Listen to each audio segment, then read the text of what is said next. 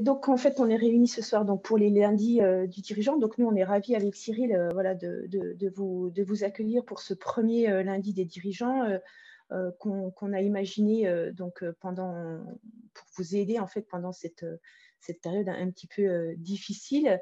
Donc, on va travailler ce soir sur une thématique. Il y aura différentes thématiques. L'objectif, c'est qu'on fasse 6 lundis. Et ce soir, la thématique sera valoriser mes actions et mon environnement au service du projet associatif.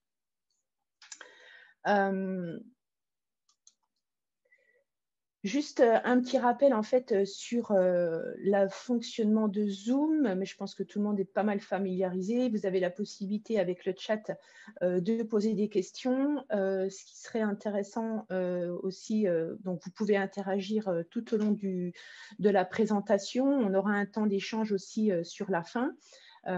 Et puis, si vous souhaitez prendre la parole, vous pouvez dans l'onglet participants lever la main. Voilà, c'est Cyril qui va gérer ce côté. Donc, n'hésitez pas en tous les cas à interagir et à nous faire part de vos remarques tout au long de la présentation. Vous avez tout à fait le droit d'intervenir. Quelques petites règles également. Donc, vous pouvez couper vos micros, lever la main si vous le souhaitez et on va essayer de maîtriser le temps. Voilà, pour que vous soyez libérés dans les temps ce soir. Donc ça, ce sont les petites règles de notre intervention de ce soir. Donc, je vous propose de commencer et en introduction, on voulait en fait, le but de notre intervention de ce soir, c'est donner de l'énergie dans un premier temps, dans une période qui est un petit peu dure, qui est un petit peu particulière. Donc, on souhaitait en fait vous donner de l'énergie, reprendre de l'énergie parce que ça commence un petit peu à nous peser. On souhaitait aussi prendre avec vous un petit peu de recul par rapport à tout ce qui peut arriver, tous ces événements qui sont vraiment inédits et qui nous perturbent un petit peu et éventuellement pouvoir transformer ce moment difficile en vent porteur pour qu'on puisse ensemble progresser, pour qu'on puisse innover et que vous puissiez imaginer dans vos clubs peut-être d'autres solutions, d'autres process pour pouvoir faire perdurer le club, continuer à avancer et continuer à faire du handball, à faire ce que vous savez faire en fait dans votre association. Pourtant, aujourd'hui, on a des freins. On a des freins et il faut prendre conscience, en fait, pour pouvoir arriver à continuer à progresser, à aller de l'avant. Il faut prendre conscience que les obstacles qui nous sont, qui sont des obstacles, en fait, voilà, sont des croyances limitantes. Alors, chacun, en fonction de ses croyances, en fonction de son environnement, de notre vécu, de notre éducation, on peut avoir certains freins. Qui nous pousse à rester sur place, à se poser des questions et quelquefois à ne pas lancer l'action en fait.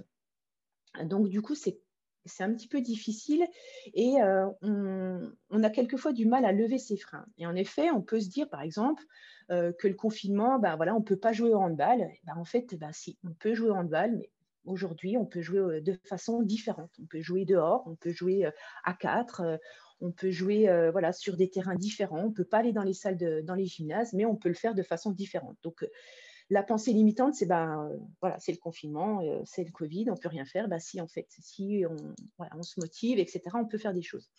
On peut aussi interagir, on se dit on ne peut pas interagir avec nos adhérents parce qu'on ne les voit pas, on ne peut pas se rencontrer au club, etc. Et puis, nous, on n'y connaît rien au numérique et puis on ne sait pas faire. Et voilà, je pense que si, il faut peut-être aller voir les personnes qui peuvent vous aider, qui sont peut-être plus à l'aise avec ça et ne pas hésiter à aller chercher des ressources un petit peu plus ailleurs pour pouvoir interagir avec les personnes. Donc, en fait, ce qu'il faut arriver à faire, c'est de ne pas faire de suppositions et essayer d'être le plus possible dans l'action. Et pour débuter, en fait, cette intervention, alors, hop, j'ai un petit souci d'écran. En fait, je voudrais vous proposer une petite citation de Mark Twain, qui est un écrivain américain, qui disait c'est parce qu'ils ne savaient pas que c'était impossible qu'ils l'ont fait.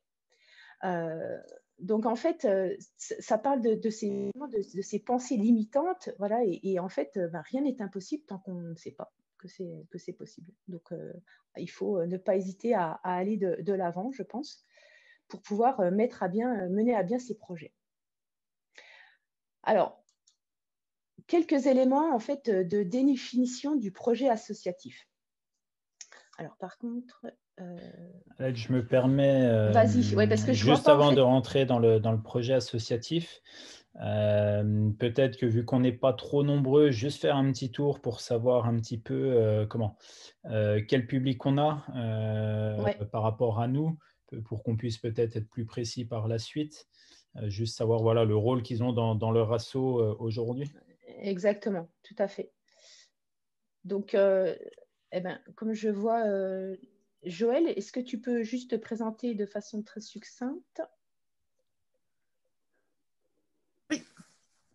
Donc, Joël Demouge, conseillère technique régionale, responsable pédagogique de l'IDSF, donc l'organisme de formation de la Ligue. Voilà, et puis je suis aussi responsable fédérale du beach handball, donc qui va être une activité tout à fait possible à réaliser malgré les mesures sanitaires. Donc on en reparlera peut-être tout à l'heure. Ok. Alors, je vois qu'on... Du coup, juste... Eh bien, Marc Limacher, président du comité de Nord-Franche-Comté de handball. Mehdi et Alain.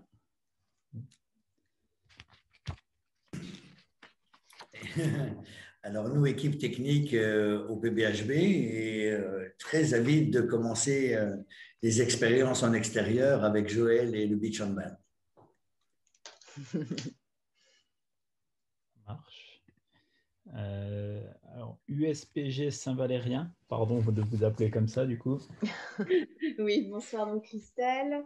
Donc Saint-Valérien, sans licencié, petit club du nord de Lyon, plutôt zone rurale.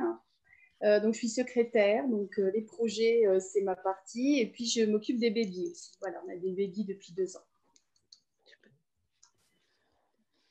Ça marche. Alors, Sylvain, j'ai après. Alors, Sylvain Rognon, donc je suis agent de développement au comité du Doubs.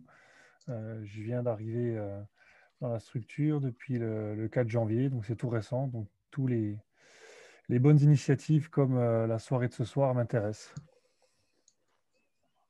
Cédric. Ton micro. Ouais, ton micro, par contre. Attends, il y a trop de bordel à côté de moi, c'est pour ça. Cédric Noir, CTF du Nord-Franche-Comté, voilà, pas mal d'émissions, et notamment beach en ensemble, voilà, et toutes les autres pratiques possibles extérieures aussi, donc qui nous intéresseront surtout pour la suite. Et puis, je suis responsable aussi au niveau de la Ligue de la formation et de la coordination du hand ensemble. Voilà. Alors, HBC d'Anjoutin. Oui, bonsoir. Donc, c'est Natacha Lavissière. Je suis la présidente du club de Danjoutin. Environ 130-140 adhérents et à l'écoute de toutes les nouvelles idées. Ça marche. Et du coup, André, alors je ne sais pas si tu as... C'est Pascal André. Si tu as un micro ou pas, parce que j'ai vu que dans le chat, tu avais marqué ton rôle. Donc, au cas où, donc responsable, animation au niveau de l'association JDA Handball. Ok. Est-ce que j'ai oublié personne? Donc non. Non, c'est tout bon. Ok. Vas-y, Alec. Parfait. Donc, n'hésitez pas à intervenir si vous avez besoin. Donc, le projet associatif, quelques éléments de définition dans un premier temps. Donc, le projet associatif est un projet d'action qui est construit grâce à un diagnostic, à une photographie qui sera faite à un instant T, j'allais dire. Et de cette photographie, des choix d'objectifs seront mis en place et des moyens pour mener à bien ces objectifs également et répondre à une problématique précise. les actions, en général, qui sont toutes liées, hein, elles visent à transformer des situations qui sont initialement peut-être insatisfaisantes ou qui sont inexistantes. Hein. Peut-être qu'encore dans certains clubs, des projets associatifs ne sont pas écrits et n'existent pas. Ou alors ces projets sont peut-être écrits depuis longtemps et n'ont pas été revus depuis un certain temps. Ou alors, elles sont, en fait, on a besoin de revoir ces situations, ces actions pour qu'elles deviennent satisfaisantes, qu'elles deviennent viables, j'allais dire. Voilà. Donc, le résultat de ces actions, de ce projet, ils doivent être mesurables, et ça, c'est primordial, et bien sûr, programmés dans le temps, chose qu'on a quelquefois du mal à faire. L'élaboration, elle doit être bien sûr partagée et collective au niveau du club pour que ces actions puissent être menées à bien. Le projet, il peut partir de différentes façons. En effet, ça peut être une demande, là, j'ai mis la population, mais ça peut être une demande des adhérents, ça peut être une commande aussi institutionnelle, c'est-à-dire que peut-être que la Ligue, la fédération demande à tous les clubs de construire un projet. Aujourd'hui, ce n'est pas une obligation, hein, c'est conseillé, mais ce n'est pas une obligation.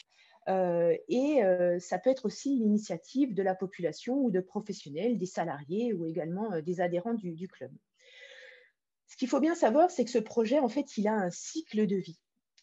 Pourquoi? Parce que ça ne peut pas être, en effet, un projet qui a été écrit dans un club qui existe depuis 1950, ne peut pas aujourd'hui être au goût du jour. Donc, ce projet, il doit être limité dans le temps, il doit être inscrit dans une temporalité et il y a plusieurs étapes. Il y a l'étape de l'idée, j'allais dire, pour reprendre un terme dont Marie-Albert a dit en introduction, ça doit être un désir, un rêve, il commence toujours par ça. On se dit, tiens, peut-être qu'on pourrait faire ça. Donc, c'est du domaine de l'esprit. Ensuite, on va passer à une phase supérieure et on va l'écrire, ce projet. Donc, on va concrétiser en fait le projet de façon écrite et partagée. Ensuite, ce projet va être décliné en action. Ça va être le temps de la réalisation, ça va être le temps de l'innovation, de la mise en œuvre.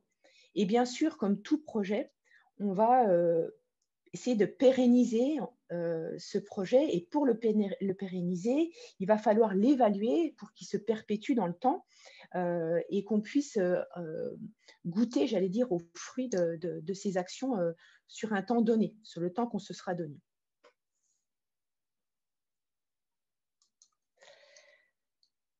La particularité en fait, des projets associatifs, c'est qu'il organise en fait, la réflexion des actions. Il garantit la cohérence globale des actions. Il est souvent lié à un cycle de l'Olympiade. En effet, hein, je vous ai précisé que ce projet, il était temporalisé, il avait un temps. Et en effet, nous, on travaille en Olympiade. Là, on vient de recommencer une nouvelle Olympiade. Donc, le projet, en fait, il sera en corrélation, il sera en cohérence avec cette nouvelle Olympiade. Et en plus, il sera inscrit dans la politique fédérale. En effet, nous, les clubs de handball, la Ligue, on est affiliés à une fédération qui nous donne des orientations, qui nous guide en fait dans nos actions. Et bien évidemment, si un club de handball du 21, du 25 ou du 39 par exemple, ou du Nord-Franche-Comté, pour ne vexer personne, ne pourra pas être en corrélation avec la politique fédérale. Ça n'aurait aucun sens, on est bien d'accord. Il peut aussi s'appuyer sur des volets préconisés par l'ANS. Alors là, j'ai mis l'ANS parce qu'en effet, l'ANS, c'est une source de financement qui est importante pour nous. Mais en effet, là, je vois dans le chat qu'on peut aussi avoir une politique de la ville dans la municipalité dans laquelle se trouve le club qui va donner des orientations, qui va forcément orienter en fait notre projet associatif. Ce projet aussi, il regroupe des valeurs, des objectifs et des actions. Et comme je le disais tout à l'heure, il est écrit, il est formalisé et vraiment le mot le plus important, je pense, c'est qu'il doit être partagé par l'ensemble des acteurs, donc les dirigeants, les adhérents, les parents, hein, on ne va pas oublier les parents, par exemple. Alors, pourquoi un projet associatif? C'est pour préparer l'avenir, c'est pour le structurer. On ne peut pas partir dans tous les sens sans de grandes orientations. C'est pour avoir des objectifs clairs, partagés, encore une fois, réalistes, disposer d'un plan d'action qui soit précis et concret, donner du sens. Ça, je pense que c'est un mot que j'aurais dû le mettre en gras ou le souligner. Aujourd'hui, dans notre vie personnelle, dans notre vie professionnelle, dans notre vie associative, si nous ne trouvons pas de sens, je ne vois pas trop l'intérêt en fait de s'engager.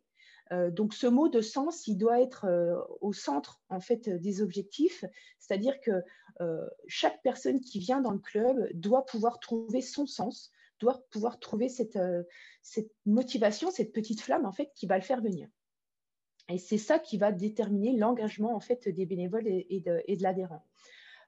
Il doit pouvoir aussi, ce projet associatif, affirmer la spécificité de la structure. En effet, on saura que c'est le club de tel endroit, en fait, parce qu'on le reconnaîtra par rapport à sa façon de fonctionner.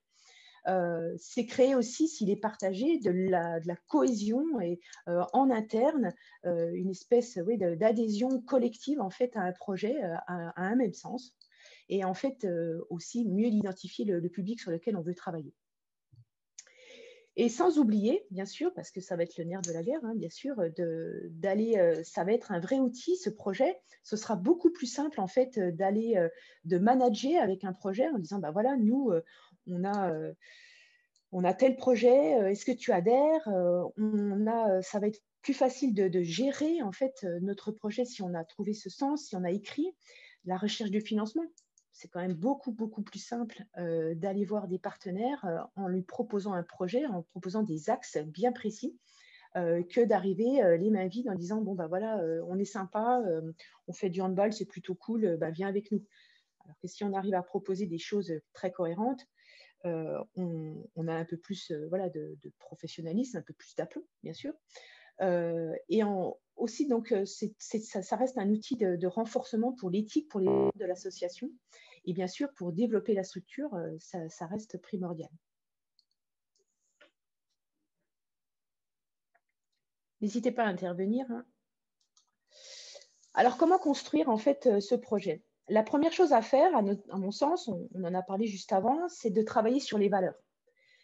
Quelles sont les valeurs en fait qu'on veut véhiculer dans notre projet associatif, dans la vie du club, dans la vie de notre association? Comment on veut formaliser ces valeurs dans notre projet associatif? Donc, une fois qu'on aura déterminé nos valeurs, ce sera quand même un petit peu plus simple de partir sur des objectifs, sur des axes de travail. Donc, en fait, les valeurs, c'est forcément ce à quoi nous croyons. Quand on vient dans le club de handball, on croit en quoi? Donc, on sait que les valeurs du handball, c'est la cohésion, c'est le partage, etc. Donc, est-ce qu'on croit à ça? Si on ne croit pas à ça, ben, on va faire autre chose. Est-ce qu'on est digne, en fait, d'estime sur le plan moral, sur le plan intellectuel, sur le plan physique? En fait, ces valeurs, ça va décrire, encore une fois, un peu le rêve du club idéal que l'on peut avoir. D'accord? Donc, ces valeurs, ce sera primordial. Il y a des documents qui existent. Je vous montrerai à la fin de l'intervention une espèce de banque de ressources où vous pourrez aller chercher des outils pour travailler sur ces valeurs. Et moi, j'insiste sur le fait que ces valeurs, en fait, elles doivent être partagées partout. C'est-à-dire que c'est important que l'ensemble des adhérents puissent travailler sur les valeurs et que ça ne soit pas juste une poignée de personnes qui sont convaincues déjà souvent. Et c'est grâce à ce travail que vous pourrez partir sur de bonnes bases. Alors, pour construire ce projet, il y a certes le premier travail à travailler sur les valeurs, mais en fait, il y a énormément de questions à se poser. On va essayer de décrypter un petit peu le club idéal que l'on souhaite. Qu'est-ce que l'on veut pour notre club, pour notre association? Donc, à quoi l'association va-t-elle servir? Est-ce que ça va servir à faire du macramé ou est-ce que ça va servir à jouer au handball, à développer le handball dans un territoire? Est-ce que ça va être peut-être développer du lien social? Voilà, il faut trouver en fait à quoi elle va servir. envers quel public on va travailler, plutôt du public jeune, plutôt mixte, plutôt du public adulte, sur quel public on veut s'orienter. Existe-t-il des associations qui ont un projet identique? Alors, quand on fait partie d'une fédération, d'une ligue, forcément, on a des clubs autour de soi qui peuvent peut-être nous orienter, nous inspirer en fait sur des façons, sur des process qu'ils ont déjà mis en place.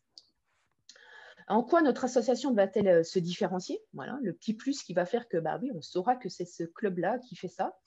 Quelle est sa zone géographique d'action? Donc, comment autour de moi je vais gérer, jusqu'où on va essayer de drainer en fait des adhérents. Quels seront les partenaires de l'association? Hein, ça va être primordial également. Quels seront les moyens matériels nécessaires pour pouvoir mettre en œuvre en fait, le handball dans le territoire? Est-ce que je vais avoir un gymnase, 2 gymnases, un collège? Voilà, quels moyens je vais pouvoir mettre en place? Quels seront aussi les moyens humains nécessaires? Bon, alors, combien j'ai de bénévoles à ma disposition? Est-ce que j'ai des salariés? Est-ce que je n'ai pas de salariés? Est-ce que je suis en manque? Est-ce qu'on n'est que 3? Comment on va faire? Quel budget, bien sûr, hein? Quel budget, en fait, je vais pouvoir disposer pour pouvoir mener à bien ces actions et ce projet? Qui va le porter, ce projet? L'ensemble des acteurs et les partenaires, le salarié, le président, les adhérents dans leur ensemble, qui va faire tout ça?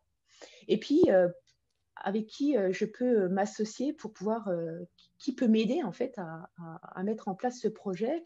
Alors, il y a plein de choses, hein. Il y a bien sûr les adhérents, les personnes qui sont déjà dans le club. Peut-être que vous avez des ressources à votre disposition que vous méconnaissez. C'est pour ça que c'est très, très intéressant de trouver quel est le public sur lequel on intervient. Et il y a aussi voilà, les adhérents, la ligue. Alors, j'ai oublié, vous m'excuserez, les comités qui peuvent aussi vous aider, la fédération, et puis aussi des partenaires institutionnels comme la DD ou l'ancienne DRDJS qui est devenue la DRAGES. Donc, tous ces partenaires peuvent vous aider également à mettre en place vos projets. Alex, je me permets de te couper. J'ai Marc qui voudrait rebondir par rapport à la notion de valeur exprimée un tout petit peu plus tôt. Très bien.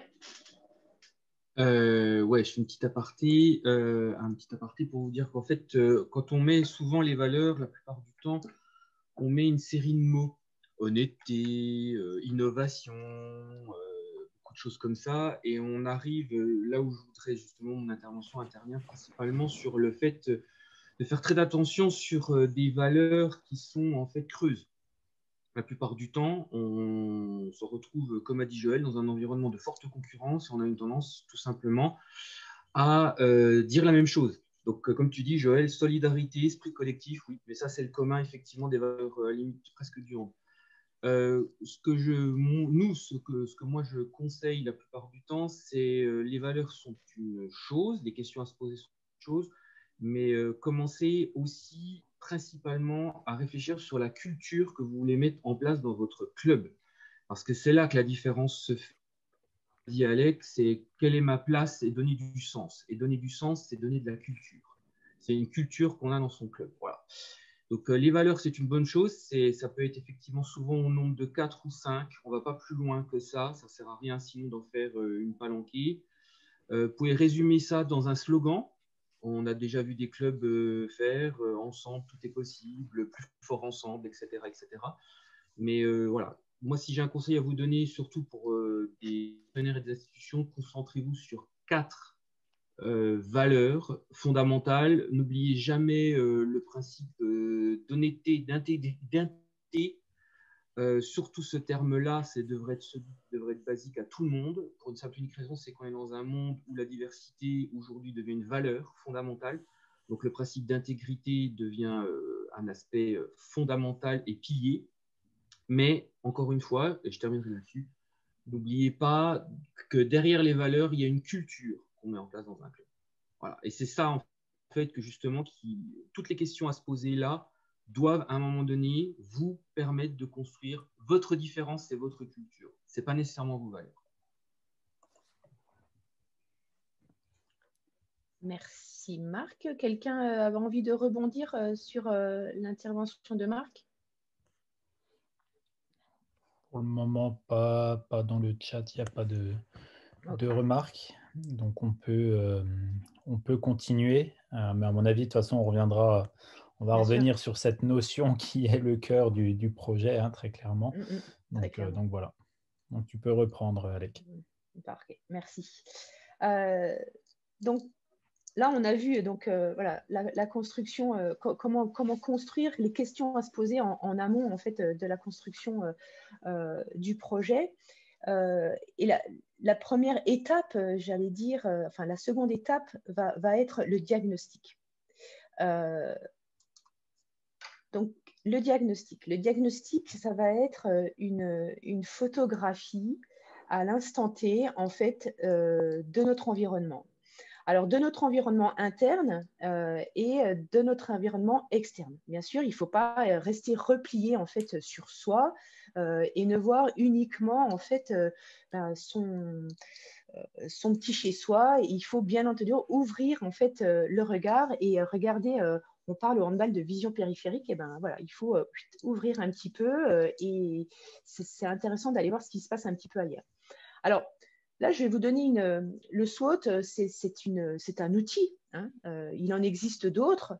Aujourd'hui, là, je vais vous présenter celui-ci. Donc, c'est un acronyme, hein, donc SWOT, qui détermine en fait les points positifs, les points négatifs, les forces, les faiblesses, les opportunités, les menaces. Et du coup, en fait, on va travailler en fait sur déjà en interne, on va déjà regarder ce que l'on fait dans le club, peut-être ce que l'on ne fait pas, hein, et on va essayer de mettre en exergue en fait voilà, les différents points qui construisent notre club. Alors, en général, les forces, on les trouve assez facilement, hein, il n'y a pas de souci. Alors, nos faiblesses, quelquefois, les points négatifs, on a du mal à mettre le point dessus. Mais ce n'est pas grave et c'est même, j'allais dire, important de travailler un peu plus sur les faiblesses, peut-être parce que ces faiblesses, à un moment donné, peut-être qu'on va pouvoir les transformer en force, tout simplement. Donc, il faut avoir suffisamment de recul et c'est pour ça que ça, c'est un travail que vous devez faire tous ensemble pour pouvoir déterminer, en fait, aujourd'hui, là, on n'est pas très bon dans ce domaine-là. Comment on pourrait faire peut-être pour inverser la vapeur? Et puis, une fois qu'on a fait en fait le tour, la photographie de notre club, je sais que voilà, je travaille sur tel public, j'ai tant de personnes, j'ai tant de licenciés, j'ai tant d'adhérents, je mets en place telle action déjà, je fais déjà ça, je fais ça. On va ouvrir un petit peu la porte de notre club et on va aller voir ce qui se passe un petit peu à l'extérieur et on va peut-être trouver des opportunités, des choses qui peuvent finalement autour de nous servir. Peut-être justement une politique de la ville qui peut nous être favorable, peut-être des personnes qui ont envie en fait d'être de venir nous voir parce que justement le club porte des valeurs ou des choses qui leur plaisent et on va peut-être regarder ce qui se passe autour de nous et pouvoir en tirer le meilleur et les opportunités. Alors bien sûr, il y a des choses qui peuvent nous menacer, qui peuvent menacer en fait la bonne santé entre guillemets de notre club. Par exemple, autour de nous, peut-être qu'on est dans une ville, on va prendre une ville de 5000 habitants, par exemple, et où il y a une politique de la ville, alors qui va être dans les opportunités très positives, c'est-à-dire une municipalité qui va être très dynamique en fait sur le sport, mais par contre on va se rendre compte que dans les menaces on a un club de gym qui marche super bien à côté de nous, on a un club de foot, on a du basket, on a du badminton, etc. Donc on a pléthore en fait d'activités qui sont susceptibles peut-être de faire que les adhérents ils sont pas au rendez-vous, peut-être qu'ils préfèrent aller au badminton ou au basket, enfin peu importe, et du coup voilà, on va essayer de voir tout ça et c'est important de lister en fait ces menaces pour pouvoir les identifier, peut-être soit les contourner, soit encore une fois les mettre à notre avantage tout simplement, d'accord, ou peut-être s'associer, enfin voilà. Donc ce diagnostic, cette photographie de notre micro et de notre macro environnement, il va être primordial pour que vous ayez une vision à un instant T en fait de la situation et que vous puissiez après fixer des objectifs. D'accord ? J'aimerais, Alec, juste si tu me le permets, Je d'ajouter. t'en prie. Tout à l'heure, tu parlais d'Olympiade dans la Mhm. construction du projet. C'est vrai que ce début d'Olympiade est fortement impacté à l'heure d'aujourd'hui par la situation sanitaire. Et je pense que s'il y a des diagnostics qui ont été faits au sein de certaines structures, que ce diagnostic a besoin d'être mis à jour. Je pense aujourd'hui que l'environnement interne a fortement évolué au niveau de nos structures. Donc, il y aura peut-être besoin d'un rééquilibrage entre nos forces actuelles et les faiblesses qui sont apparues avec cette crise. Et pareil sur l'environnement externe. Aujourd'hui, peut-être que j'ai envie de dire, les menaces qu'on avait identifiées auparavant ne seront peut-être plus les mêmes demain. Et ça, je pense que ça sera nécessaire, en tout cas dans l'analyse et dans le diagnostic, d'essayer de rééquilibrer et de remettre à jour ce diagnostic, quoi. Tout à fait. Encore une fois, le SWOT, le diagnostic, il se fait à l'instant T, hein. Donc, ce qui était vrai hier n'est sûrement plus vrai aujourd'hui. Et c'est même plutôt primordial de revenir sans cesse, en fait, de remettre sur la table, en fait, les différents éléments. Alors, Joël, via le chat, en fait, nous liste quelques menaces, en effet. Comment faire pour aller en rechercher. Donc ça, on va repartir tout de suite sans transition sur les objectifs, en fait, hein, qu'on va se fixer. Une fois qu'on aura fait ce diagnostic, on va pouvoir déterminer des problématiques à laquelle on va vouloir répondre. Donc, on va se fixer des objectifs en fonction de la photographie que l'on aura faite. Et pour se fixer, en fait, des objectifs, il y a une petite méthode également, donc encore une fois, hein, c'en est une parmi d'autres, se ficher des objectifs SMART. Alors, SMART, qu'est-ce que ça veut dire SMART? Donc, ça veut dire spécifique, mesurable, atteignable, réalisable, temporel, hein, temporellement défini, définir dans le temps. Donc, spécifique, en fait, ils vont être à chaque objectif, hein, si on a 4 objectifs, il va falloir faire cette méthode SMART sur chaque objectif. C'est-à-dire qu'en fait, ça sera spécifique à l'objectif. Mesurable, c'est ce qui va être quantifiable. Par exemple, on peut se dire, je dis n'importe quoi, hein, mais on peut se dire, je veux qu'il y ait une augmentation de 30% en fait, des licenciés l'année prochaine. C'est mesurable, c'est palpable. D'accord ? Tout ce qui est atteignable, il faut que ça soit cohérent. Il faut que ça soit en fonction de ce que vous avez vu. Ça ne peut pas être dithyrambique en se mettant des objectifs qui soient inatteignables. Il faut que ça soit réalisable. Il faut que réalisable, donc ça veut dire que ça doit être pertinent. C'est-à-dire, par exemple, ça va être réalisable avec les moyens humains qu'on a à notre disposition, avec la capacité à. Par exemple, si je dis, dans mes objectifs, je veux aller faire du développement dans les écoles, mais que, en fait, je n'ai pas de salariés, j'ai très peu de bénévoles, j'ai des salariés, mais voilà, j'ai peut-être une personne dans l'administratif, mais pas de personne technique formée. Et ben en fait, voilà, est-ce que ça sera réalisable? Donc, il faut que ces objectifs soient réalisables et que vous ayez la capacité à mener à bien cet objectif. D'accord? Alec, on a une question, je te coupe, on a une question oui de Marie-Albert. Marie-Albert, je t'en prie. Ouais, c'est pas une question, mais j'aime bien les deux rouages là, sur le réalisable. Je trouve qu'ils sont vraiment parlants. Bon, les autres signes, bien sûr, le mesurable, l'atteignable. On peut toujours se fixer des objectifs là dans le A et que ça soit jamais atteignable, bien sûr. Mais là, le réalisable, c'est les deux pignons, là, les deux dans le cranté. C'est ce qui donne du lien. C'est ce que chaque rang est important et chaque rang, quand on rentre dans le projet, c'est un peu peut-être les acteurs. Et quand ils se mettent les uns avec les autres, c'est ce qui permet d'avancer et d'éviter des projets qui se font en tubulaire où on a chacun joue dans son coin et fait son système et en fait le lien n'existe pas. Ça, voilà pourquoi je rebondis sur cette schématique-là, parce que ça me semble vraiment important de pouvoir la mettre en action comme ça. Marc aussi, je te laisse rebondir, je vois que tu as levé la main.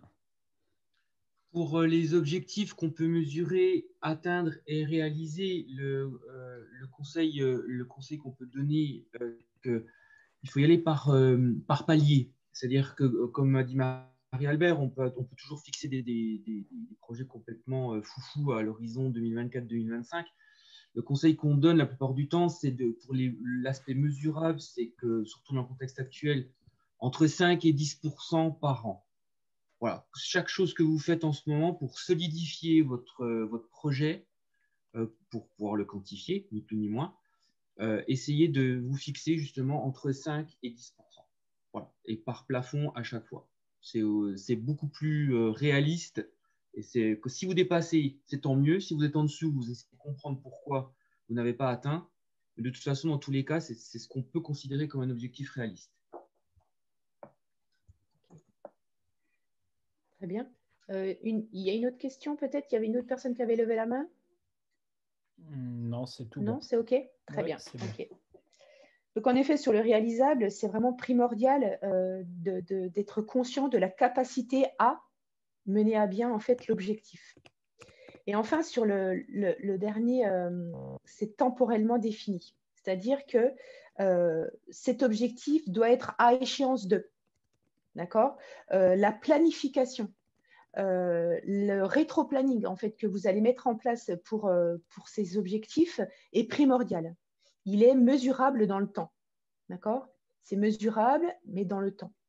En effet, on a une Olympiade, mais peut-être que l'objectif que vous allez mettre en place, bah, peut-être qu'en effet, il ne va pas être sur l'ensemble de l'Olympiade. D'accord? Ça doit être mesuré dans le temps. Et ça, c'est primordial.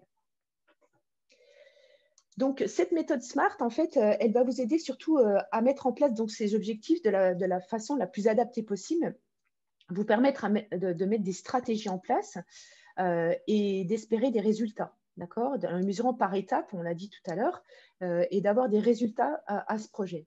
Les objectifs, ils doivent être clairs, facilement compréhensibles par l'ensemble des adhérents. Hein, quand on vous dit depuis le départ que tout doit être partagé et accepté par l'ensemble en fait, de la population qui est dans le club, c'est primordial. En effet, Marie-Albert le disait, si vous le faites de façon tubulaire et qu'en fait, il y a 3 personnes dans le club qui mettent en place ça, bah, les autres, ils vont se sentir exclus. Ils disent, mais pourquoi ils font ça? On ne comprend rien, on ne comprend pas le tenant, l'aboutissant, etc.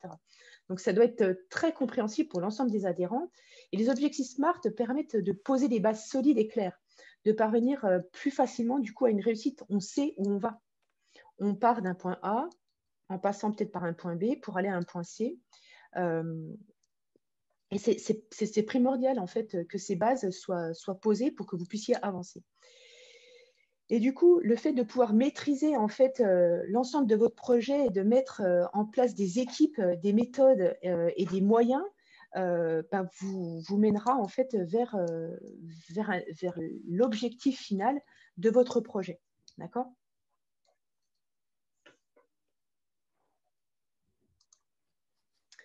Donc, une fois qu'on a mis en place en fait ces objectifs, on va passer à l'action. On va produire un plan d'action. On va construire un plan d'action. Donc, on a défini nos objectifs. Et à partir de là, de ces objectifs, pour mener à bien cet objectif, on va lister différentes actions. D'accord? Et là, on va taper dans le dur, là, hein, on rentre dans le concret. Donc, on va lister nos différentes actions. Ces actions, il va falloir les mettre en place. Donc, on va mettre en place des équipes projets. Peut-être qu'il y aura une équipe projet technique, peut-être qu'il y aura une équipe projet événementielle, peut-être qu'il y aura une équipe projet… je vous demande un instant. Désolé. Est-ce qu'il y a du corps? Je crois. Désolé, petit intermède stage de liste. Du coup, il y aura une équipe projet qui va être mise en place pour chaque action. D'accord? Et ça, c'est primordial. Comme on l'a dit encore tout à l'heure, on ne peut pas tout faire à 3 dans le club.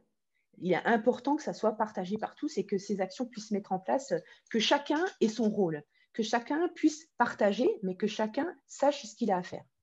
Ensuite, on va détailler la mise en œuvre des actions. Alors, quel matériel peut-être, quel moyen matériel je vais avoir à ma disposition pour mettre en place cette action? Quel budget, hein? On a parlé du budget, de quoi je dispose en fait pour mettre en place cette action. Peut-être que sur une ou deux actions, on va vous dire là, au niveau du budget, je suis désolée, mais il va falloir que tu fasses avec ce qu'on a, quoi. On peut pas débourser un budget de temps pour cette action, donc il va falloir faire avec ce qu'on a. Et peut-être que l'objectif, ce sera de miser un budget conséquent sur une thématique parce que ça nous semble primordial dans le projet global du club. Donc, on va détailler la mise en œuvre, les moyens humains, le budget, les moyens matériels. Et on va, à nouveau, sur cette fiche de route, fixer une période, une temporalité, en fait, pour ces actions. D'accord ? Ça va être, encore une fois, primordial, de manière à savoir comment on avance et où on en est. Et pouvoir peut-être rendre compte à certaines personnes de savoir où on en est sur cette action. Et enfin, on va ajouter des critères de réussite, de manière à pouvoir évaluer notre action de la meilleure des façons et voir si on a tout plus ou moins réussi. Et ces critères, voilà, ils vont être quantitatifs, ils vont être qualitatifs.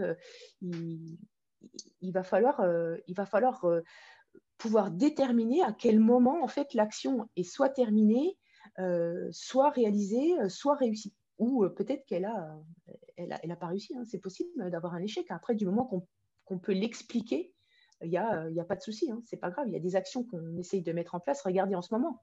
On met plein de choses en place. On a plein de fiches actions. Sauf que, voilà, on a quelques petites difficultés pour les mettre en place. Alors, soit on rebondit et puis on enlève ces pensées limitantes et puis on se dit, bon, ok, au lieu de passer tout droit, je vais passer par la droite et puis on va mettre ça en place et puis on va y aller. Soit quelquefois ça peut pas marcher, ça peut pas marcher. Voilà, on sait très bien, c'est pas toujours évident, mais on doit avoir cette capacité en fait à pouvoir évaluer. Et l'évaluation, on en parlera juste après, mais l'évaluation elle va se faire tout au long de l'action, elle va pas se faire uniquement à la fin. D'accord ?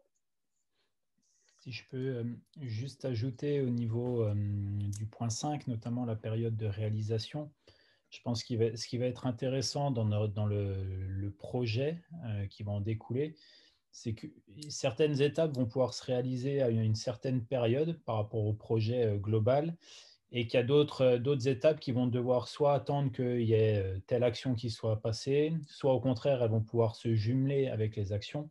Et ça va être important de planifier le plus précisément possible en fait toutes les actions qu'on aura listées, de manière aussi des fois peut-être à ajuster, d'où les critères de réussite, d'évaluation.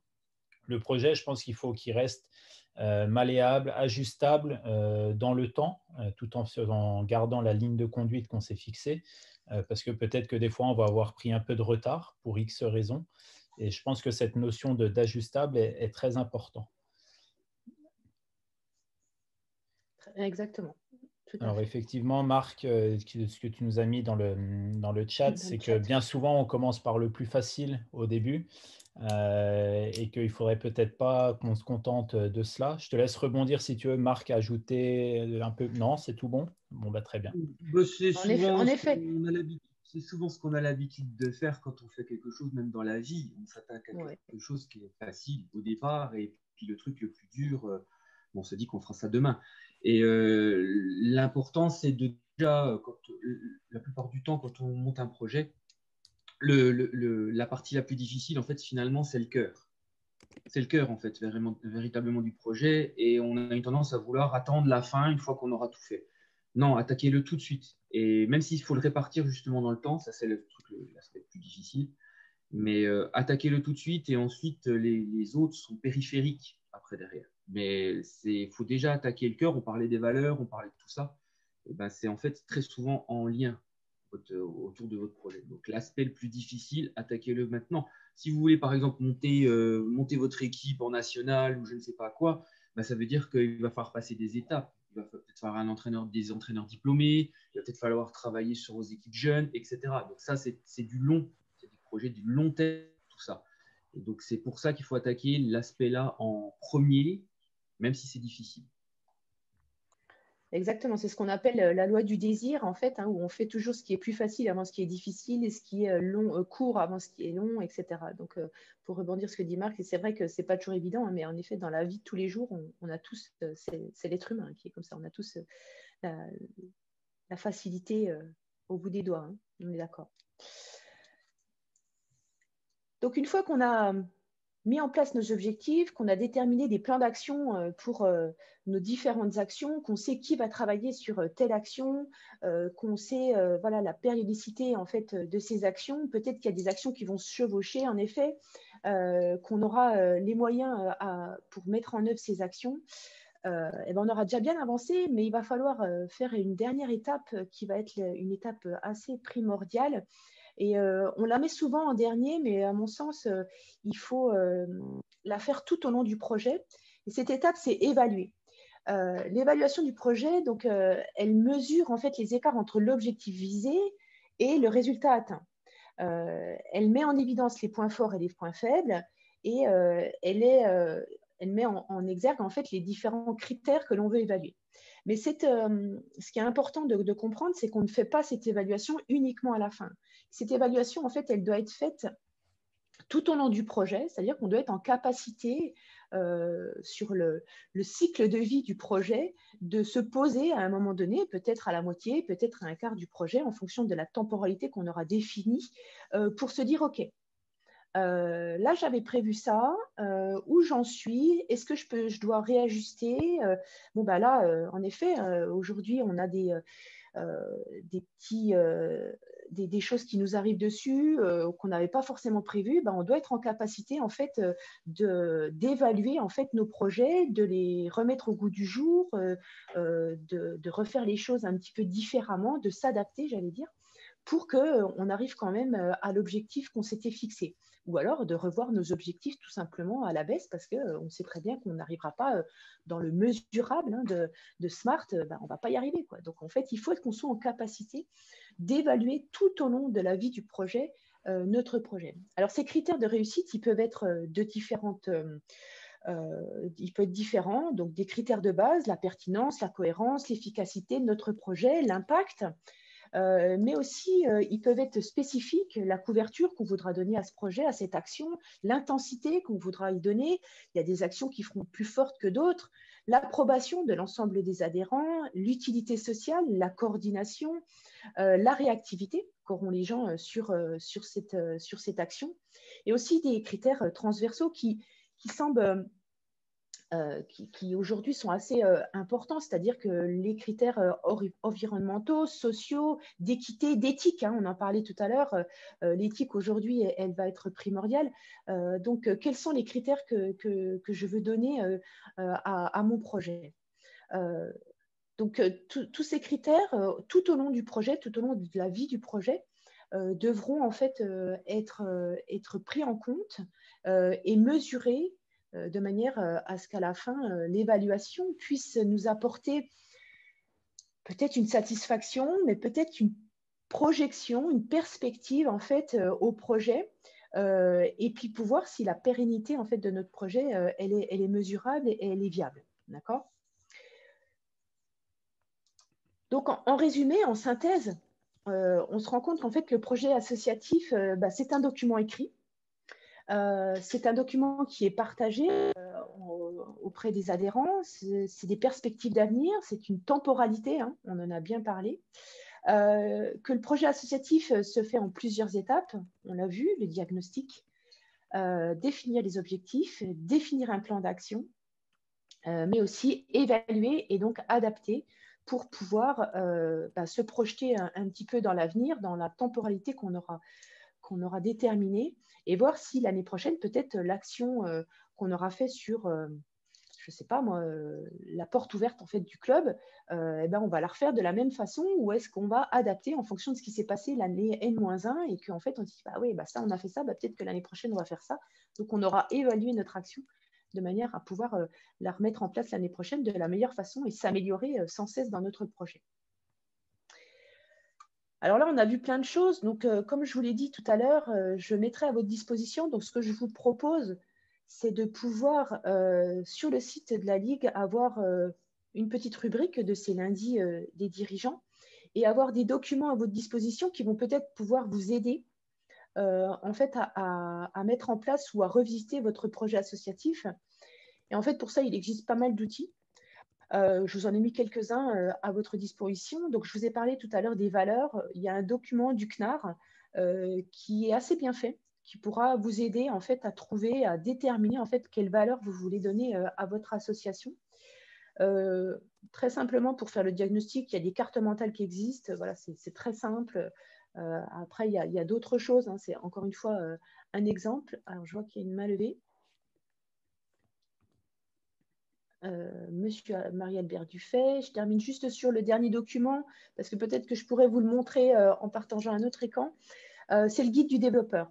Le guide du développeur a été fait il y a plusieurs années par la fédération et reste un outil pertinent et assez complet en fait, pour vous aider à mettre en place en fait, votre projet associatif. Donc, Marie-Albert, je te laisse rebondir parce que tu as levé la main. Et après, je pourrais peut-être vous détailler, si vous le souhaitez, un peu plus cet outil, ou vous le laissez le rebondir, merci Alec. Je voulais juste rebondir là, parce qu'on arrive un petit peu au-dessus, en vous donnant un tout petit exemple, mais très court. Un club m'invitait tous les ans à aller rencontrer ses partenaires, et notamment les partenaires de la commune, pour les aider à obtenir un local pour leurs salariés et qui pourrait servir de clubhouse et qui pouvait servir d'accueil pour petites réunions ou autres. Tous les ans, je glissais un mot au maire, je glissais un mot à l'adjoint, machin, etc. Et au bout de 2 fois, rien n'avait bougé. Et j'en ai rediscuté avec le président du club. Et en fait, ils n'avaient jamais fait de dossier là-dessus. Ils avaient une idée, mais ils n'avaient jamais matérialisé les choses. En fait, ils sont partis sur l'idée du projet. Ils ont rempli un document. Ils ont trouvé un outil. Ils n'avaient peut-être pas le guide du développeur, ils n'avaient peut-être pas ça, mais ils ont monté un dossier. Et ils sont allés au conseil municipal pour présenter leur dossier. Et ils ont donné leur projet au conseil municipal. Rien de temps après, le projet était parti. Aujourd'hui, ce club a monté. Alors, il y avait des actions dedans, ils avaient tout. Ils s'étaient donné du temps pour le faire, etc. Et aujourd'hui, ils ont un projet qui a vu jour parce qu'ils avaient vraiment travaillé sur une démarche, comme Alec vient de vous l'exposer, avec les interventions de Marc ou de Cyril ou d'autres que j'ai pu voir. Il est important d'écrire les choses et vraiment de se donner du temps pour le rédiger. Attention à ne pas, moi je dirais ça comme ça parce que je le vois comme ça, attention de faire en sorte qu'on n'ait pas une juxtaposition d'action et tout en pensant que ça fait un projet. Il faut que les actions puissent avoir du lien les unes dans les autres et avoir une vision, ce que j'appelle une vision globale, c'est on a un projet, c'est dans sa globalité, le réfléchir dans sa globalité et créer des liens à l'intérieur. Alors, pour avancer, c'est vrai que, et je terminerai là, je fermerai le micro puis je ne dirai plus rien. Le guide du développeur, moi j'ai fait partie du travail sur ce document-là. On a bossé comme des malades là-dessus à la fédération. Et je vous le conseille, allez chercher dedans, allez fouiller dedans. Ce n'est pas des fiches de poste que l'on souhaitait hein, dans ce guide, mais il y a des fois des dirigeants, ils veulent faire quelque chose, puis ils ne savent pas trop comment l'entreprendre, comment aller dans leur partie. Et il y a tout un guide. Je ne sais pas, pour les gens de buvette, ça peut être pour les gens de buvette, ça peut être pour, il y avait l'entraîneur, il y avait ces choses-là, mais après il y a les formations, il y a tout ce qu'il faut. Mais il y a plein d'éléments dans ce guide-là qui peuvent vous aider quand des jeunes, par exemple, veulent s'occuper de telle activité dans le projet et que vous voulez leur donner leur partie, mais c'est un guide qui vous donnera des billes pour les aider à avancer et à réaliser leur mission dans ce projet. Voilà, c'est tout ce que je voulais dire. Merci. Donc, en effet, ce guide sera à votre disposition. On le mettra sur le site de la Ligue. Merci à Cédric là, qui a partagé déjà quelques documents PDF sur sur les documents, le guide du développeur qu'on vous remettra, mais aussi les fiches actions du CNAR qui sont pas mal faites. Ça peut vous donner vraiment des idées, ça peut vous guider et au moins vous donner un point de départ. Hein. Ce n'est pas toujours facile d'être devant une feuille blanche et puis de savoir comment partir. Donc, tous ces documents, tous ces outils, en fait, sont à votre disposition. Et encore une fois, après, nous aussi, on est à votre disposition. Hein. Vous avez, comme je l'ai dit au tout début, certaines ressources qui peuvent vous aider également à revisiter ou à mettre en place votre projet associatif. Donc, je vais terminer mon intervention avec une citation, une dernière citation. N'ayez pas peur. Voilà, Nelson Mandela disait je ne perds jamais, soit je gagne, soit j'apprends. Donc, essayez, vous n'avez rien à perdre en fait à revisiter ou à écrire, peut-être à formaliser en fait ce projet associatif, à avoir des objectifs. Il faut essayer et puis nous, on sera là pour vous accompagner. Bien évidemment, là, on va pouvoir échanger tous ensemble sur peut-être des retours d'expérience que vous avez. Et aussi, nous, ce qu'on peut mettre aussi à votre disposition, c'est déjà notre appui. Voilà, on est des personnes ressources pour vous, mais également deux modules de formation qui ont lieu sur le titre 4, qui sont le module 3 et le module 4. Donc, valoriser mes actions et puis participer à l'élaboration de mon projet. Donc ça, ce sont des formations sur lesquelles vous pouvez avoir d'autres éléments un petit peu plus concrets qu'1 heure et demie de webinaire. Donc, je vous remercie de votre attention et puis maintenant, on est à votre écoute pour pouvoir échanger avec vous sur cette thématique et peut-être pouvoir répondre ou tout simplement vous écouter sur des retours d'expérience. Merci.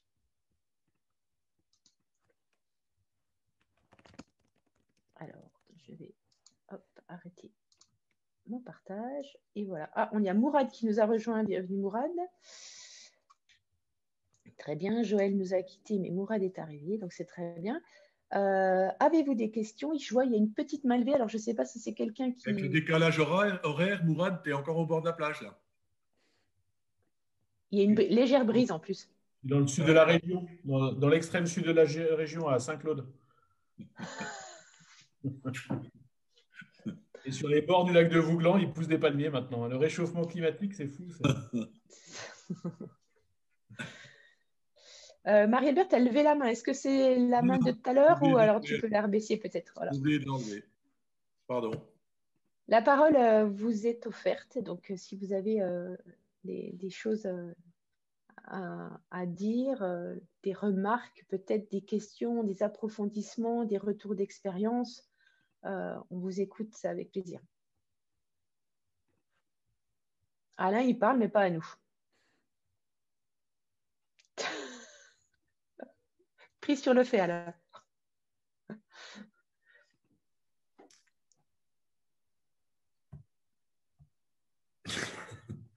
Ok, donc oui, alors en fait, tous les clubs ne sont pas logés à la même enseigne.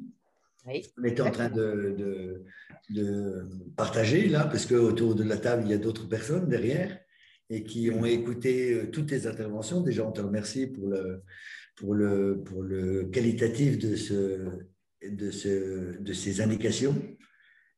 On est en pleine réflexion aussi, ici.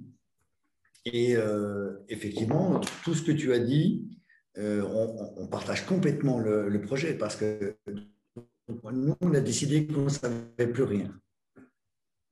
Et donc, du coup, on reprend tout à zéro. Résultat,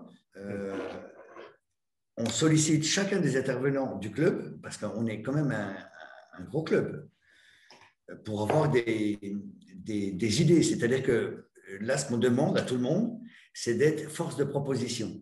Parce qu'un club est géré par un petit nombre de personnes, tout compte fait, avec des gens extrêmement actifs. Et ensuite, très rapidement, on passe à des gens qui sont beaucoup moins actifs, qui ont une présence, mais qui sont moins actifs. Et en fait, nous, ce qui nous importe, c'est d'avoir des remontées de la base pour pouvoir entreprendre des choses. Parce que le futur, ce n'est pas nous, ce n'est pas notre équipe de N1 ni de N3, ce sont nos gamins. Et donc, nous, on a décidé de bousculer tout ça pour dire, voilà, ce qui importe, c'est le futur de nos gosses. Ceux qu'on entraîne, nous, les moins de 13, les moins de 18, les moins de 15, les bébés, etc. Et ça, c'est notre principal sujet de réflexion. Alors, peut-être vous allez dire, vous êtes un club luxueux, parce que vous pouvez penser à ça. Eh bien, tant pis, on va prendre le temps de tout ça pour revenir à la base et faire que, par exemple, une décision qui est intervenue il n'y a pas longtemps, c'est nos formateurs des groupes jeunes doivent être hyper qualifiés. Premier postulat. Ensuite, moi, je pense qu'avec ça, ça va couler de source ce qui va suivre derrière, parce qu'on va être dans la remise en question, on va être dans le travail, on va être dans la formation, et je bénis ce que fait notre ligue et le Carrefour, parce que là, vraiment, moi, nous tous, on a tous énormément appris de tout ce qui s'est passé là. Et ça, c'est la première partie du lien. Parce que pour que ça redescende jusqu'en bas, il faut que les formateurs soient formés. Parce que nous, on forme nos gamins, mais nous, on a besoin de votre soutien. Donc, la Ligue, pour nous, c'est un élément crucial du développement de notre club. Donc, ça, c'est le premier postulat. Le deuxième, c'est de dire, à partir de maintenant, tout ce qu'on va entreprendre sera pour nos jeunes. Bien entendu, on respecte notre équipe de N1, on respecte notre équipe de N3, tous ces gens-là, on les respecte. Mais on va repartir à la base. Parce qu'on s'est fourvoyé dans ces dernières années. C'est le constat que je fais sur ce qui s'est passé avant. Donc oui, l'objectif de notre club, c'est la formation des cadres, des techniciens, de l'esprit de partage et d'entreprise, c'est-à-dire vous êtes parents, vous avez telle activité, qu'est-ce que vous pouvez nous apprendre, nous, pour qu'on se développe? Donc c'est l'interaction entre le parent, l'accompagnateur et le club. Si on ne fait pas ça, nos clubs sont morts. Parce que de plus en plus, le parent se détache. Le parent consomme. Il consomme l'éducation nationale, il consomme le sport, il consomme tout dans sa vie. Donc maintenant, nous, on dit stop à la consommation. On dit maintenant, agissez avec nous. Vous voulez que ça change? Vous voulez que ce soit différent? Vous voulez qu'il y ait des choses qui soient évoluées? Alors, aidez-nous. Et s'il n'y a pas ça, on va avoir de la difficulté. Donc, notre message, c'est celui-ci. Nous, c'est de haut en bas. Voilà. Donc là, aujourd'hui, vous êtes dans une phase, j'allais dire, de brainstorming, oui. De remue-ménage, par exemple, voilà, oui. où vous êtes en train de réfléchir. Mais aujourd'hui, est-ce que vous avez commencé à formaliser des choses ou pas du tout? Oui. Est-ce que vous écrivez? Est-ce que déjà, à la base, le club de Palante avait quelque chose d'écrit? Est-ce que vous êtes reparti de là? Ou est-ce que vous, comme tu l'as dit, vous effacez tout et on reprend une feuille blanche et on refait un diagnostic à l'instant T et on remet des objectifs? Et là, voilà, tu nous parlais d'objectifs. Est-ce que vous avez déjà des fiches actions? Enfin, comment vous formalisez ça? Est-ce qu'aujourd'hui, c'est écrit? Plutôt qu'en effet, comme le faisait remarquer Sylvain sur le chat, les yaka et faucons, ça, on sait tous faire. Est-ce qu'aujourd'hui, vous avez des choses qui sont écrites? Et comment vous le formalisez? C'était le début, là, quand je ne me rappelle plus exactement, mais c'était le projet idée, après projet document, mais je ne me rappelle plus, ce n'est pas projet le mot. Au début de la présentation. Il y a l'idée, il y a le projet. C'était idée, document, action et évaluation, quelque chose comme ça. Alors, pour l'instant, on est dans la phase d'évaluation, c'est-à-dire qu'est-ce qu'on sait bien faire, qu'est-ce qu'on ne sait pas faire. Vous évaluez en fait ce que vous avez fait avant. Oui, et on ne veut pas jeter la pierre aux équipes précédentes, ce n'est pas du tout le mot, et on n'est pas du tout dans le jugement, on a autre chose à faire que d'être dans le jugement. On est juste dans le fait de se dire qu'on est un gros club par le nombre d'adhérents, on a peu de projets au bout du compte, alors qu'il y a une énergie énorme dans ce club, énorme. Simplement, si on ne sollicite pas l'énergie, ce n'est pas possible qu'on ait un rendu. Ça, c'était le premier constat. Donc là, oui, on est en train d'écrire, on va dire de formaliser et de de choisir. C'est-à-dire que là, pour l'instant, il n'est plus question de partir dans tous les sens. On choisit des projets et on se donne tous les moyens pour les réaliser. Là, on en arrive à l'étape, justement, établir des documents, que ce soit formalisé et partagé. Et partagé. Voilà. Et partagé. Donc là, vous avez eu l'idée et là, vous allez être plutôt, oui, en effet, sur le projet document. Projection, données. Voilà, vous êtes dans la forme. Vous êtes dans la forme. On est intermédiaire. On sait que… Alors, et justement, il y a une chose qu'on se dit, c'est que ce qu'on souhaite, c'est qu'on utilise ce moment de latence quand même dans notre sport, parce qu'on est tous frustrés, là, il faut quand même être clair. Hein. Donc, on ne peut pas entraîner, nos gamins et nos gamines ne peuvent pas toucher une balle, on n'a pas le droit au vestiaire, enfin bref, c'est une catastrophe, on n'a rien. Donc, on s'oriente sur d'autres choses. Là, pour l'instant, on est tous dehors. On a des exemples très probants là, ces derniers temps. Nos gamins et nos gamines, par les -7, les -10 qui se sont passés, elles étaient là. Elles ont envie. Et eux, ils ont envie. Donc, nous, on ne peut pas les décevoir. Donc, la première question qu'on s'est dit, c'est si on ne peut pas les décevoir, il faut leur proposer autre chose. Donc, il faut qu'on se renouvelle, il faut qu'on reprenne une autre identité, parce que le handball, oui, pour l'instant, tout le monde pense que le handball, c'est dans un gymnase. Ben non, le handball n'est pas toujours dans un gymnase. On peut jouer au handball dehors. On peut même réinventer le handball à 11 s'il fallait le faire. On peut le faire. A priori. Voilà. Donc, du coup, ça, on essaie d'éliminer tout ce qui est carcan, cadre d'avant, avec tout le respect qu'on a pour notre fédération et notre ligue. Mais ceci, Marc, ça, c'est super important. Oui, Marc. Je vais rebondir parce que naturellement, je connais bien le club de Valente. Donc, et que, en fait, c'est un exemple hyper intéressant par rapport à ce qui a été dit. C'est que c'était un club qui, pendant longtemps, a eu un projet, parce qu'il y avait des salariés derrière, c'était structuré, oui. Il y avait des choses. Et puis ensuite, derrière, il y a eu un problème d'identité, à cause justement d'ambition justement de quelques personnes. Souvent les dirigeants qui ont eu des ambitions et qui ont fait que tout s'est dilué avec le temps. On est passé quand même d'une structure de 4 salariés à plus rien. Et en l'espace de quelques temps, gentiment mais sûrement. Donc ça, c'est un exemple. Et puis ensuite, il y a eu le fait que ce que moi j'appelle une course à l'échalote sportive, d'une certaine manière, ce qui a fait que tout s'est dilué. Et bien en fait, le club s'est retrouvé dans une situation véritablement de problématique économique. Parce qu'à un moment donné, voilà. Et à partir de là, il y a eu un autre défaut qui est arrivé. Et c'est le défaut qu'on a beaucoup dans la plupart des clubs, c'est un dirigeant, une équipe dirigeante, dont tout repose sur lui. Tout simplement sur eux. C'est-à-dire que le projet, en fait, c'est eux. C'est tout simplement ça. Le projet, c'est eux. Et donc, il n'y a rien qui est constitué, puisque l'objectif, c'est de sauver la structure. Donc, à partir de là, on se concentre sur ce qui est visible, ce qu'on disait tout à l'heure. On se concentre sur ce qui a été le plus facile et le plus rémunérateur, la plupart du temps. Surtout quand vous avez des subventions qui concernent, par exemple, un niveau sportif, et que ce niveau sportif correspond à votre équipe 1. Donc, automatiquement, on se retrouve dans une situation qui est claire, nette et précise. On se concentre sur elle. Et derrière, petit à petit, avec le temps, eh bien, en fait, on se structure autour de ça, mais on oublie le reste. Et donc là, la situation du club de Valente, elle est dans la situation où, en fait, il se retrouve, en fait, 10 ans en arrière, dans une situation où, tout simplement, quelle est ma raison d'être? Quelle est tout simplement ma manière, effectivement, de faire? J'étais un club de quartier jusqu'à présent. Est-ce que je suis toujours un club de quartier? Puisque mon identité, mes changements de logo, mes valeurs, on en parlait des valeurs, ont profondément changé en fonction aussi de l'arrivée de dirigeants. Tu parlais, Sylvain, des Yaka Faucon. Mais justement, le problème des Yaka Faucon, c'est que quand il n'y a pas de projet, c'est chacun interprète son truc. Et donc, à partir du moment où, comme disait Marie-Albert, le principe du guide, de ce guide-là, permet de créer des postes, de donner des missions, on les appelle comme ça, des missions. Et alors que les Yaka Faucon ont un problème, c'est qu'effectivement, c'est des cumuls, ils promettent énormément de choses et il ne se passera jamais rien derrière et ça provoque des conflits.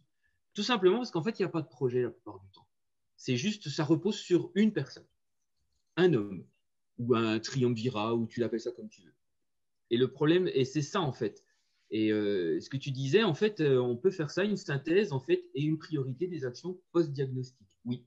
Parce que, par exemple, pour créer des équipes projets, il faut du monde. Et ces personnes-là, nécessairement, on se rend compte que ce n'est peut-être pas les bonnes personnes. Donc, mais même si c'est des bénévoles, la difficulté, on en revient, j'ai déjà dit ça 1500 fois, le bénévole dans un club est tout puissant. Voilà, c'est lui qui est tout puissant. C'est même pas le salarié du club, c'est lui qui est tout puissant parce que c'est lui qui décide. Donc, il suffit qu'une personne comme ce type de personnes-là, ce type de personnage-là arrive, il prend énormément de place. Il cumule souvent 2 ou 3 trucs la plupart du temps. Donc, quand il s'en va, il y a beaucoup d'édifices, il devient branlant. Donc, il faut faire très, très attention. D'où le principe de structurer. D'où le principe, encore une fois, de construire un projet. Alors, ensemble, après, c'est pareil, hein, c'est aussi dans votre AG, hein, ce n'est pas nécessairement qu'un CA. Hein. Nous, par exemple, les comités, c'est un projet qui est voté en AG par les clubs. Tous les comités fonctionnent comme ça. La Ligue a fait la même chose quand elle est arrivée là, sur le projet électif. Sur le projet électif, Marie-Albert a proposé un projet. Il n'est pas arrivé les mains dans les poches, tout le stade dehors, en nous disant tout simplement que voilà, alors, j'ai voté pour moi. C'est pas que je croyais que c'était ça, mais non. Non, c'est pas que ça. Non, c'était pas ça. C'est pas que ça. Mais vous voyez quand même que globalement, les difficultés peuvent venir très, très facilement dans un club, surtout quand on a la puissance en fait, humaine repose sur le principe des bénévoles. Il faut faire très, très attention là-dessus. Nous, les comités, on est des structures, comme à la Ligue, on est des structures qui sont employeuses. Donc, on n'est pas du tout dans la même dynamique, encore une fois. Voilà. Nous, on a un pacte de développement, par exemple, avec la Ligue et la Fédé. Et ce pacte de développement, par exemple, tourne autour de 3 grands items. Hein. Par exemple, un axe de développement, un axe d'aide au club et un axe PPF qu'on appelle le pôle performance. Donc, en fait, ces 3 axes-là résultent de tout. Toutes les actions, à partir de là, en découlent. Nous, on en a utilisé au comité en Franche-Comté, quand on est arrivé avec Cédric, comme la colonne vertébrale en fait, du projet du comité. Donc, à partir de là, tout s'est structuré autour de ça. Voilà, ça, c'est par exemple, c'est des exemples. Et dans le développement, on a mis plein de choses. Développement, tu parlais du beach, tu parlais de plein de choses, bien sûr, il y a toutes ces actions-là. Mais faire attention que ce projet-là, surtout si j'interviens sur la fin de ton intervention, en fait, Alain, c'est que ce n'est pas un substitut. Hein. Non. Il faut faire très attention. Justement, oui, un projet, comme a dit Sylvie, c'est un projet qui se propulse sur 3-4 ans. 3 ans, c'est comme j'ai dit tout à l'heure, c'est du long terme maintenant. Hein, dans le sport, faut faire attention, ça va vite. Hein. Une saison, ça va très très vite. Mais c'est surtout le fait de vouloir dire que oui, c'est une solution. Pourquoi je fais du beach? Si je fais du beach pour effectivement occuper mes gamins ou faire de la préparation physique ou n'importe quoi, ça peut être effectivement. Voilà, là on commence à rentrer sur un projet à destination des territoires. Oui.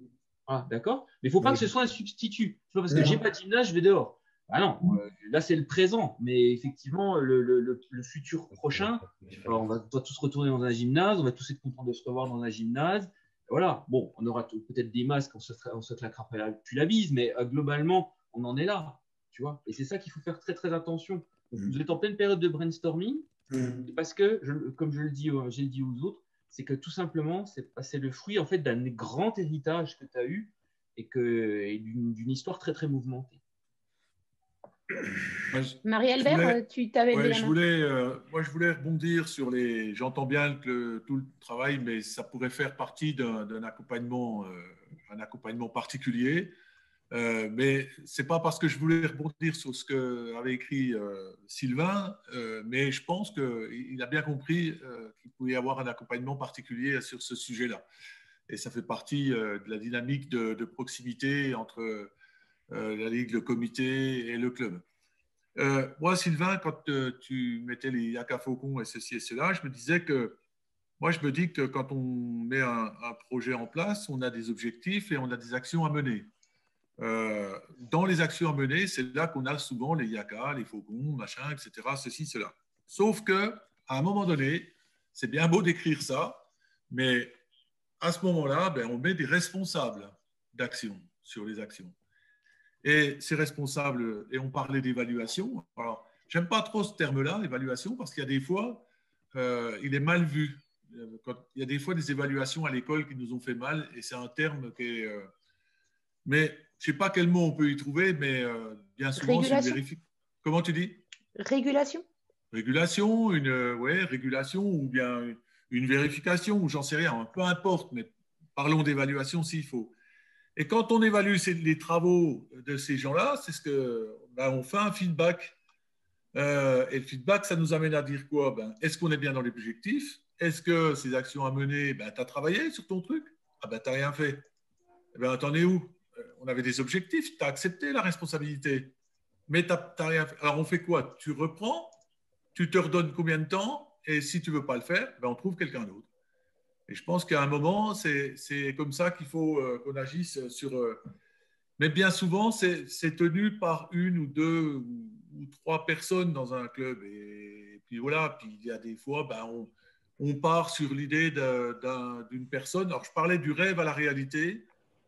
Moi, le rêve, il y en a qui ont rêvé, hein, d'avoir le plus gros club de leur secteur, ou je vais être peut-être un peu vulgaire, d'avoir la plus grosse et puis de faire le plus loin possible. Et voilà. Mais il arrive un moment où, quelque part, il faut être un petit peu réaliste et puis reprendre les choses un petit peu plus au carré et se tenir vraiment compte d'un contexte, d'une spécificité de son club dans son quartier. C'est ce que disait Marc. Vous êtes un club dans un quartier particulier. Il y a une histoire, il y a tout un travail derrière. Et je pense que ça, c'est toutes des choses à évaluer. Alors, les Yaka Faucon, c'est sûr qu'il faut les prendre. Par contre, après, on peut avoir le dirigeant, et j'allais dire petit dirigeant, mais ce n'est pas petit dirigeant parce qu'il a autant de valeur qu'un autre. Celui qui vient que pour la fête du club et qui passe toute sa journée à préparer les côtelettes, les petites saucisses, qui les fait cuire, qui les donne, puis à qui on ne paye pas pour un coup. Celui-là, il vient qu'une journée, mais il a autant de valeur, des fois, que celui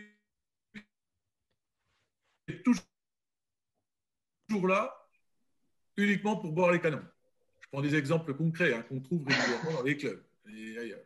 Voilà, on va se parler franc. Hein, Ok. Mourad, est-ce que tu veux ajouter un petit mot Mourad, qui est quand même assez spécialiste de l'accompagnement des clubs. Tu vas te faire sanctionner si tu continues à avoir cette image-là derrière toi. C'est pas possible. Il faut qu'on trouve un moyen de te sanctionner. C'est pas normal. Moi, c'est pas possible. Non, mais quand on est à Saint-Claude, tu es obligé d'avoir cette image. Ouais, Saint-Claude, mais on va le muter. On va le faire muter. L'amour, je suis désolée. Mais... après, la vérité. Dans une petite sympa, non, mais bon. Merci. Non, bonsoir à tous. Désolé, je suis pas en avance, mais j'ai pris les débats en cours et alors du coup, c'est marrant parce que j'entends parler de Palante. Moi, j'ai été salarié effectivement à une époque du club de Palante. Ça remonte il y a très longtemps, mais voilà, je regarde un très bon souvenir. Non, je voulais rebondir sur le message de Sylvain. Alors, dans le projet, effectivement, j'ai l'occasion d'accompagner pas mal de clubs sur cette notion de projet associatif, dans le hand et dans d'autres domaines, mais il y a à la fois l'idée de l'écriture et la formalisation du projet d'une part, et puis de l'action d'autre part. Et la question, c'est comment on passe de l'un à l'autre, ou plutôt comment on mène en parallèle les deux. Alors, ça va dépendre quelque part de comment on a l'habitude de fonctionner, de sa culture dans le club. Il y en a qui sont très bons au niveau littéraire, qui ont des super projets bien écrits de 50 pages dans un tiroir qui ressortent une fois tous les 4 ans. Il y en a d'autres qui n'ont pas de projet écrit, par contre, ça carbure dans les actions au quotidien.